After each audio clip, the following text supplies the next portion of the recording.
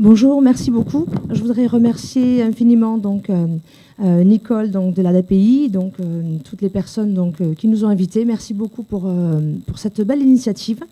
Merci aussi en mon nom propre d'orthophoniste à tous les parents qui se sont déplacés, voilà, de Tarbes, des Hautes-Pyrénées. Bravo, merci. Et j'ai vu qu'il y avait Boussins, mais Boussins a dû peut-être s'absenter. Bonjour aussi aux nouveaux, des anciens Haut-Pyrénéens, voilà. Parce que c'est grâce à vous, les parents, en fait, que j'ai poursuivi mon travail, moi, d'orthophoniste, pour essayer de m'adapter à vos enfants. Donc, merci pour ça, parce que ça a été des belles rencontres. Et pour moi, d'un point de vue professionnel, ça a été le début d'une aventure. On est en plein dedans. J'ai préparé un petit film, voilà, pour vous expliquer un petit peu ce que l'on fait, en ce que je vais appeler la réorganisation neurofonctionnelle. Pour que ce soit plus court, on va dire RNF. Donc voilà, c'est pour que vous vous souveniez de l'abréviation que je vais employer. RNF, c'est réorganisation neurofonctionnelle. Donc c'est le travail, moi, que je fais auprès des enfants que je vois par rapport à leur accompagnement au niveau de la trisomie. Alors d'abord, je suis orthophoniste. Les orthophonistes sont des thérapeutes du langage. Donc, qui dit langage dit parole. Qui dit parole dit fonction orale. Qui dit fonction orale dit intégration dans le corps, parce qu'on n'a pas une bouche avec une langue qui se promène. Et donc, ça veut dire que nous, on pense que faire une thérapie holistique avec une simulation de toutes les entrées sensorielles va nous donner, on imagine, parce qu'on n'a pas la preuve encore scientifiquement, une plasticité cérébrale qui nous permettrait, grâce à la récapitulation des mouvements neuroévolutifs que les enfants, on va dire neurotypiques, suivent, ils bénéficient en fait d'une organisation fonctionnelle suffisante et stable et satisfaisante par rapport, on va dire, au langage et à la communication en règle générale. Alors, en RNF, par la récapitulation, nous allons faire un accompagnement, un guidage qui va amener la maturation du langage et des apprentissages. Alors les apprentissages, il y a deux voies, en gros. Il y a la mémoire déclarative et dans les apprentissages, on a une voie de mémoire déclarative et une voie de mémoire procédurale. Je vais un peu vite, vous êtes d'accord que apprentissage égale mémoire. Une des composantes vraiment indispensables de l'apprentissage, c'est la mémoire. Voilà. Donc la mémoire déclarative, c'est celle qui s'assoit sur le langage d'un point de vue explicite, en fait. Et la mémoire procédurale, c'est celle qui s'appuie sur les procédures et les mouvements. Nous avons une amnésie normale, naturelle, infantile, qui fait qu'avant le gros boost du langage normalement vers 2 ans, en fait, nous ne pouvons pas nous souvenir ou nous rappeler de façon précise de choses qui nous sont arrivées avant parce que le langage n'était pas présent. Par contre, on a des souvenirs, on a des mémoires qui sont ancrées dans notre corps par toutes les impressions et notre sensorialité.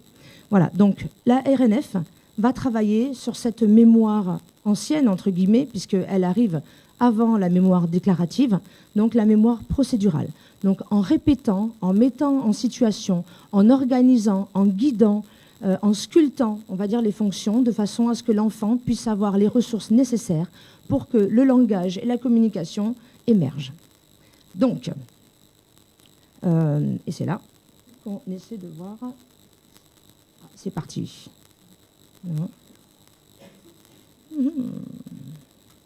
Ah non, c'est bon, voilà. Alors, on va peut-être enlever le son pour que je puisse parler au début, sur la vidéo. Voilà. Donc, voici Anthony. Donc, ne vous inquiétez pas, le film va durer 10 minutes en tout et pour tout. Donc, voilà, Anthony, c'est une séance que nous avons faite la semaine dernière. Ceci est une séance type. Ça veut dire qu'on n'a rien fait de plus ni de moins par rapport à ce que l'on fait d'habitude avec Anthony. Ça dure 1 heure. C'est un enfant qui va avoir 6 ans en janvier. Donc il est petit. Ça fait à peu près, alors sa maman me le dira, je pense que ça fait maintenant un peu plus de 3 ans que nous nous voyons. Voilà, puisque j'ai dû rencontrer Anthony lorsqu'il avait 15 ou 16 mois. C'est ça? Tu me dis un peu plus de 20 mois peut-être? Il avait pas, avant ses 2 ans. Voilà. Alors, là, je vous montre rapidement ce qu'on appelle des mouvements neuroévolutifs que l'on va faire, appliquer à l'enfant de façon soit passive au début, soit après plus ou moins active, qui vont en fait viser tout simplement, par le grand corps, entre guillemets, à donner une stimulation qui va permettre donc l'émergence de toujours ces fonctions orales. Parce que nous, notre but, je suis orthophoniste. Alors même si vous me voyez toucher le corps donc d'Anthony, je ne prétends pas ni être psychomotricienne, ni kiné, etc. Bon, par contre, je vous rassure, on a quand même une formation qui fait qu'on ne va pas normalement tordre les bras de l'enfant et le mettre à l'envers. Donc voilà, là, on est en train de travailler donc, sur les patrons donc, homolatéraux. Donc, où vous avez donc, Anthony donc, qui va lever le bras gauche et le bras droit. Là, maintenant, on croise. Voilà. Donc là, c'est une thérapie qui est une séance de thérapie qui est complète. Ça veut dire que nous sommes arrivés à un niveau où il est capable de travailler de façon, on va dire, non pas homolatérale, mais en même temps croisée. Voilà. Donc, c'est une bonne maturation. Voilà. Donc là, on arrive au premier mouvement de déplacement, qui sont donc le roulé.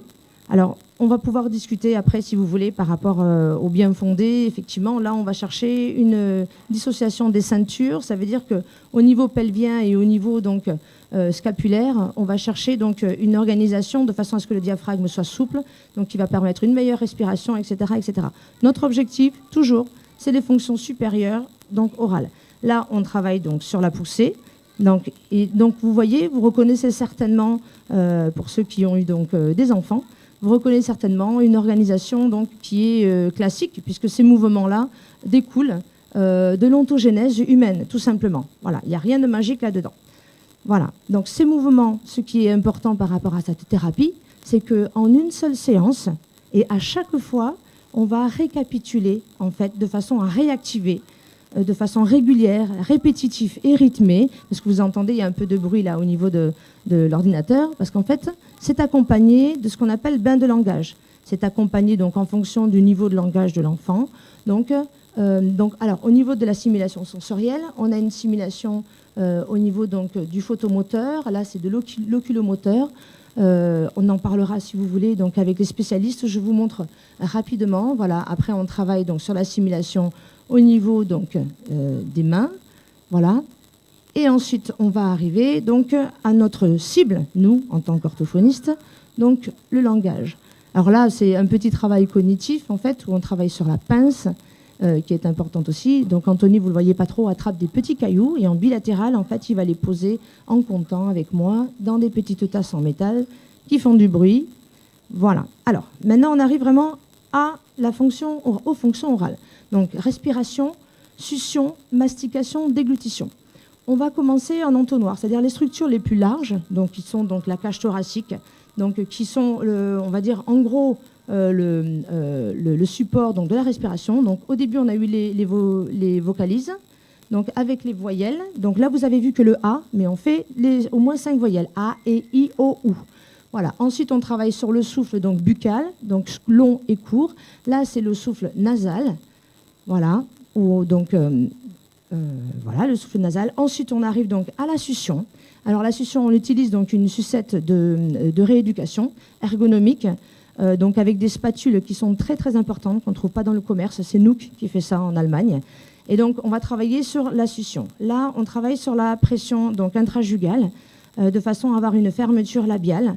Voilà. Et là, on est sur la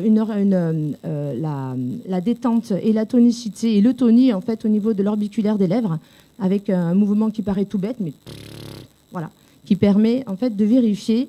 Voilà. Ensuite, on a travaillé donc, avec le petit morceau de caoutchouc, on a travaillé dans le vestibule labial.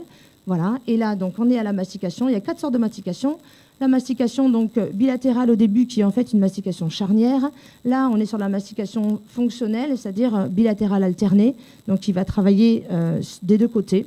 Voilà. Et là, on va accentuer, donc, comme on le fait donc, en situation de mastication vraiment, où on va mâcher donc, à gauche et à droite.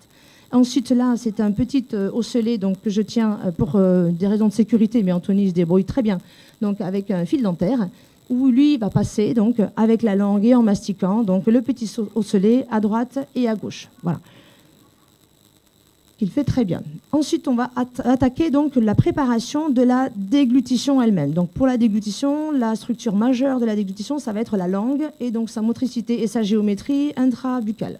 Donc, on utilise un petit vibrateur où donc, on va stimuler simplement au niveau des territoires du nerf facial, du disque, du trijumeau et à l'intérieur en intrabuccal. Voilà, toutes les structures donc, de façon à préparer, entre guillemets, le système nerveux d'Anthony. Et en même temps, ça permet d'avoir une désensibilisation au point de vue comportemental. Vous voyez, donc c'est un enfant qui a l'habitude d'être stimulé. Là, on travaille donc, voilà. Le premier, ça c'est donc la géométrie de la langue. On va d'abord faire avant-arrière, donc le centre dans le sens antéro-postérieur, donc avec une projection donc, de la langue. Hop. Et ensuite, là, on travaille donc sur le large étroit. Voilà. Là, c'est un pastillage en fait que l'on met au niveau donc, des papilles palatales pour donner un repère, pour amener le claquement. Voilà. Alors là, je me place effectivement pour toute la partie au niveau de l'organisation des fonctions orales vraiment en face d'Anthony. Voilà, de façon à ce qu'il ait donc une personne humaine en miroir et travailler vraiment avec lui. Voilà, pour que la stimulation être vraiment dans notre bulle aussi de communication. Voilà, et c'est un enfant adorable. Hein. Il travaille vraiment avec une grande ardeur. Voilà. Donc là, le claquement, vous voyez, c'est un mouvement qui est en passe, on va dire qui est en installation. Voilà, il n'y arrive pas encore. Vous voyez l'apex qui est encore un petit peu bas. Il va claquer un petit peu. Il arrive avec le dos de la langue à avoir un contact avec le palais. Donc là, je vais l'accompagner et en fait, je vais amener, donc moi avec le guide de langue, tout simplement, l'élévation linguale. Ensuite, deuxième exercice, toujours pareil, pour préparer la déglutition. Donc, on remet un petit pastillage et là, en fait, on va demander à l'enfant d'aller frotter avec son apex donc, et de pousser donc, sur le pastillage. Là, vous venez de voir le recul lingual, donc on travaille sur la base de la langue. Là, c'est donc la gouttière linguale qui est indispensable pour avoir une déglutition mature. La langue, normalement, fait une coupe pour aller donc, pousser donc, et déglutir en poussant le long du palais. Et ensuite, là, on fait ce qu'on appelle le gargarisme, qui est une proto-déglutition. Il n'y a pas d'appui apical, mais par contre, donc, la déglutition se fait donc, en postérieur. Là, c'est un exercice que nous appelons la déglutition sourire. Donc, en fait, la petite paille qui est posée donc, derrière les canines, à peu près, d'Anthony, va permettre de soutenir, on va dire, sa langue, où on met un petit tube au-dessus, et donc il va aspirer et déglutir, voilà, par cet appareil-là, sans participation labiale. Là, c'est l'articulation. Alors, on commence toujours, là, je fais des exercices avec lui, donc antéro-postérieur. Alors là, par contre, ça aurait été bien de l'entendre. Alors, attends, comment est-ce qu'on peut... Voilà, c'est bon.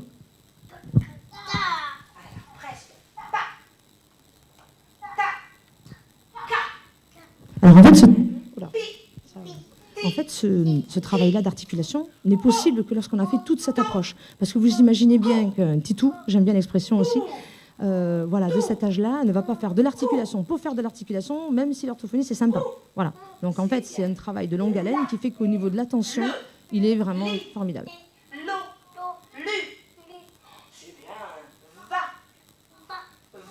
Et donc là, notre objectif aussi, ça va être non seulement l'articulation d'un point de vue isolé, mais le langage, et puis aussi, après, plus tard, la lecture. Puisque là, on dissocie vraiment les voyelles, les consonnes et la jonction entre les deux.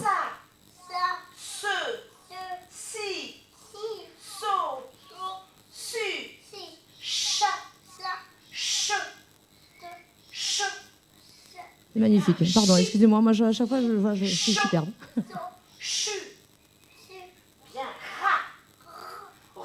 C'est beau, hein?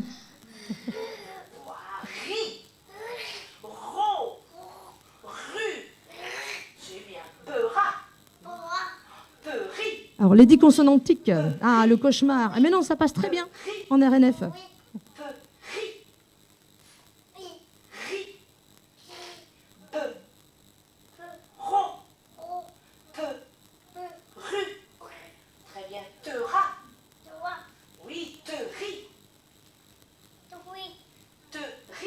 Bon, donc voilà, donc après on a la série donc, des 10 consonantiques donc, postérieures avec le quera, etc.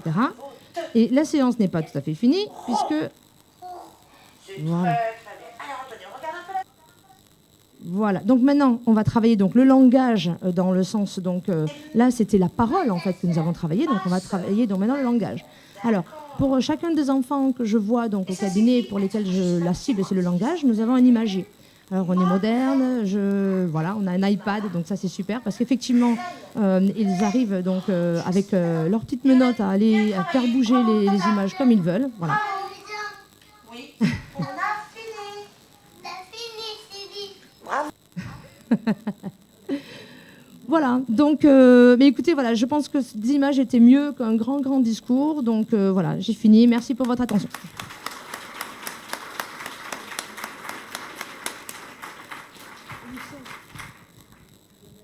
Est-ce que cette méthode, vous l'avez développée par vos propres moyens? Est-ce que c'est une école particulière? Et est-ce que c'est un réseau d'orthophonistes qui met en application dans la région? Alors, pour la première question, donc c'est une méthode, c'est une thérapie holistique en fait qui existe depuis au moins une bonne trentaine d'années, qui vient du Brésil à la base, voilà, qui a été développée par une famille en fait, parce qu'il y a la maman qui était donc orthophoniste, après qui a travaillé sur on va dire l'occlusothérapie et donc après sur les troubles d'apprentissage en règle générale, et donc elle a développé donc cette méthode, et c'est la famille Padovan, voilà. Ils ont amené donc ce travail-là en Europe. C'est très connu en fait parce que c'est des thérapies de première intention. Hein. Quand je dis première intention, c'est ce qu'on fait. Donc on peut travailler avec des enfants en néonat. Voilà. Donc même s'ils n'ont pas d'altération génétique ou quoi que ce soit, s'il y a des prématurités, on peut travailler donc avec ce genre d'outils-là de façon complètement passive. Donc en fait, on en trouve beaucoup donc au Canada. Il y en a pas mal aussi en Allemagne. En France, on commence à avoir un réseau d'orthophonistes principalement, mais c'est ouvert aux paramédicaux et aux médecins. Il y a aussi des orthodontistes qui travaillent là-dessus. Il y a des médecins, il y a des infirmières. La plupart, on va dire le gros du bataillon, entre guillemets, qui est vraiment intéressé par ce genre d'outil-là, c'est quand même les orthophonistes, parce que c'est un outil qui permet de travailler sur toutes on va dire les pathologies, entre guillemets, donc neurodéveloppementales, parce que ça permet un véritable accompagnement et un guidage, en fait, une maturation des fonctions. Voilà. Oui, deux questions. Est-ce que vous les faites chanter? Parce qu'on sait que ces enfants chantent mieux qu'ils ne parlent. Et là, j'ai vu des sons qui sortent sans musique, enfin sans chant. Ça, c'est la première question. Et la deuxième question, c'est des séances de combien de temps? Et quel est le rôle des parents par rapport à ce que vous faites? C'est-à-dire, est-ce qu'il y a une continuation entre les séances? Alors, je vais répondre aux deux premières questions. Et ensuite, je vais solliciter donc les parents qui sont là, parce que je pense que c'est à eux, voilà, parce qu'on a établi, donc tous, hein, je peux parler pour mes collègues qui pratiquent aussi la même thérapie, on a la chance d'avoir un outil formidable qui permet d'établir des relations de confiance exceptionnelles, je dirais, voilà, avec les familles et les patients. Parce que même si ça paraît, donc ça dure 1 heure, pour répondre à votre question, 1 heure, souvent 2 fois par semaine, voire 3 fois par semaine, pour les débuts, quand on a, on va dire, des enfants vraiment qu'il faut vraiment démarrer. Voilà. Donc c'est intense, c'est dense, c'est intense et dense. Ensuite, bon, pour revenir à la dernière question, en fait, dans le bain de langage, il y a énormément de chants, énormément de comptines. Et c'est vrai que pour ma part, au niveau de mon expérience clinique, c'est toujours ça qui transparaît. Les enfants chantent avec nous. Voilà. Avant d'avoir du langage ou quoi que ce soit, on a des lalations, on a des sons. Et voilà, il y a une dynamique au niveau du chant qui est très importante. Il n'y a pas que du chant hein, au niveau de la thérapie. Il y a aussi des poèmes qui sont toujours adaptés au niveau du contenu sémantique et du lexical aussi à l'âge de l'enfant. Donc ça veut dire que ça va être développé, ça va amener des images différentes. Mais le but du jeu, c'est de faire un enveloppement de langage. Si l'enfant n'est pas dans la compréhension, on va dire, fine, c'est pas notre propos, en fait. Voilà, ça va être la troisième main. Voilà, le thérapeute va travailler sur le corps de l'enfant et le langage va être la troisième main, puisqu'on va, nous, être synchronisés au niveau du rythme, parce que c'est très, très important. Voilà, pour amener toujours une cohérence la plus grande possible par rapport au travail. Voilà. Donc les parents, est-ce que quelqu'un veut bien prendre la parole pour expliquer quel rôle vous ressentez, vous, auprès des thérapeutes donc, en RLF de vos enfants? Laure, peut-être? Pardon. Voilà. Laure et Cécile, voilà. J'y vais. Donc déjà, Anna, merci pour cette vidéo. Hein, donc Anthony est mon fils, voilà, qui est suivi depuis quelques années donc, auprès d'Anna. Anna, c'est une orthophoniste, certes, mais c'est aussi une orthophoniste qui est passionnée par son travail. Et je pense qu'on a aussi le succès par rapport à ça. Donc Anthony, la méthode Padovan, vous l'avez bien vu, c'est quand même, ça demande énormément de rigueur. Ça demande que pendant 1 heure, il y a de l'attention et que le professionnel soit très rigoureux, parce que je pense que sinon ça ne peut pas fonctionner. C'est un deal aussi, je pense, entre le professionnel et les parents. C'est-à-dire qu'Anna nous a très clairement exprimé comment fonctionnait une séance, et que si on n'était pas d'accord sur le fonctionnement, qu'en gros, ce n'était pas la peine de rester sur ce fonctionnement-là, parce que ça ne pourrait pas marcher.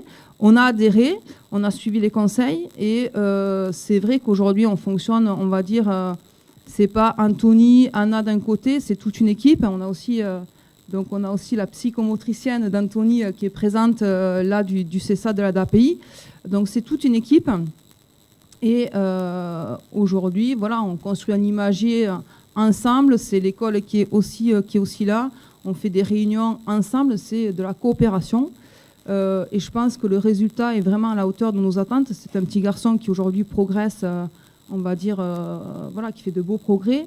Mais c'est pas sans effort, c'est pas sans rien. C'est-à-dire que derrière, il y a une vraie rigueur. C'est du quotidien. C'est une coordination. Et je pense que le collectif fait qu'au final, le résultat est bien présent.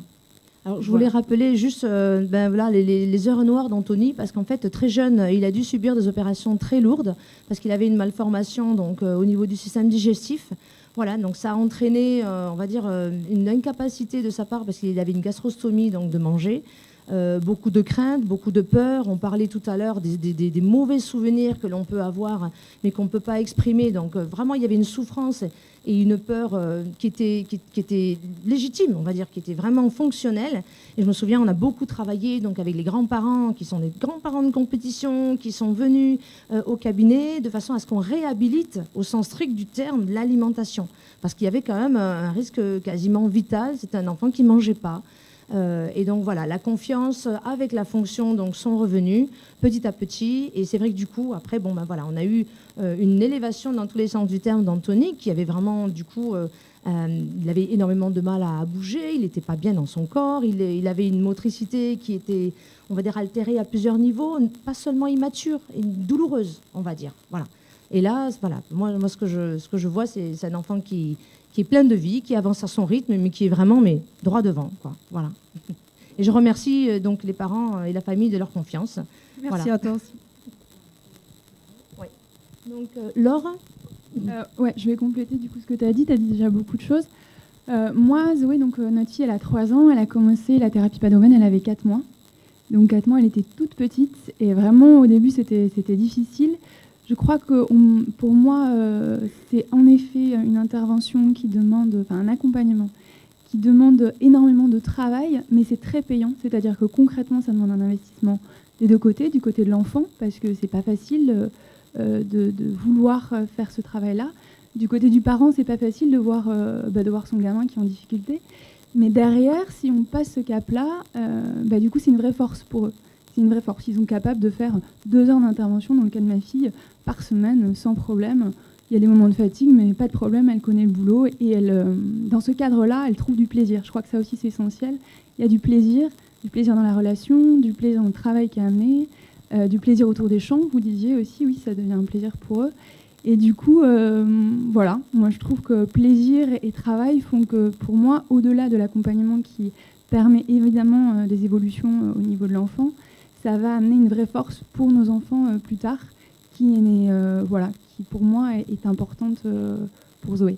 Et juste pour compléter, la participation du parent, elle est essentielle là aussi, parce que si on souhaite que son enfant s'implique, si on est à ses côtés avec lui en l'encourageant, alors il y a des temps particuliers à certains moments de la séance où on peut être concrètement avec le thérapeute pour l'aider.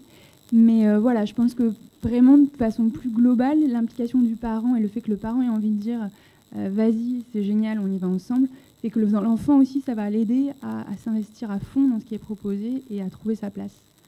Voilà. Orthophoniste de l'Or donc, et Élodie Sennelier. Donc j'ai 3 collègues donc, orthophonistes qui pratiquent la thérapie. Donc si vous voulez aller les voir, voilà. Merci beaucoup. Merci beaucoup Anna. Je crois qu'on va peut-être passer une personne après parce que l'heure tourne.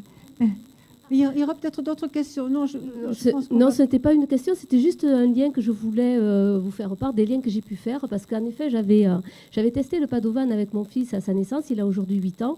Bon, malheureusement, faute de thérapeute, j'avais laissé un peu tomber. Et puis l'année dernière, je suis tombée, mais pour mon grand cette fois-ci, qui est dyslexique et dyspraxique, sur la méthode RMT, le Rhythmic Motricity Training. Et là, j'ai eu la grande surprise de me rendre compte que ce n'était rien d'autre que du Padovan, mais sans les chants. Et en fait, vous avez un superbe livre qui explique un peu les bases. C'est un livre de Marie-Claude Maisonneuve qui est « Papa, maman, j'y arrive pas » et qui explique en fait que la plupart des troubles de l'apprentissage et du comportement de l'enfant viennent de la non-intégration de réflexes primitifs. Et que c'est ce qui expliquerait qu'en fait, qu'il n'y arrive pas. Et les mouvements Padovan sont tout simplement la reprise de ces réflexes primitifs pour l'intégration de ces réflexes primitifs. Voilà les liens que j'ai pu faire. Et personnellement, je fais aussi du yoga depuis 1 an et je me suis rendu compte qu'on y retrouvait tout. Les réflexes primitifs dans le Padovan, le RMT, et c'est ces mêmes mouvements qui sont repris et réadaptés. Alors, en Voilà. 2 mots, promis, en 2 mots, je suis absolument ravie que vous ayez trouvé une thérapie qui fonctionne sur votre enfant. Mais malheureusement, je suis désolée de vous dire que RMT est une... Je connais un peu parce que j'ai une collègue qui travaille avec moi dans le même bureau qui fait ça.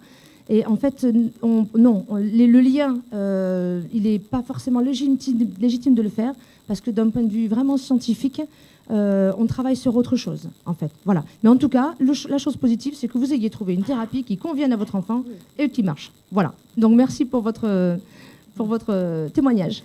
Donc, merci beaucoup, Anna. Merci beaucoup. On n'oubliera pas, je crois, le petit Titou Anthony. Hein, je crois qu'il restera dans nos mémoires. Merci beaucoup.